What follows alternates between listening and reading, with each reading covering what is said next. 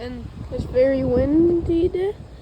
And for the bait caster, got a chatterbait, a spinning reel. We got this nice swim bait. And we're also going to be using a new catfish combo. Cast it out for bait. We're using cut bluegill with vanilla extract on it. Action on this nice little swim bait. It's amazing. An upside down turtle. I think he's still alive, so we'll try to save him. Here he goes. Very slowly. On this side of the pond, and this guy absolutely smoked the swim bait. What a nice fish. Back over to the first pond. Didn't take long on the chatterbait to catch this nice, about 1.5 2-pound bass.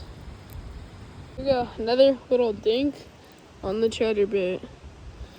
Very aggressive fish though. Another little dink on the chatterbait.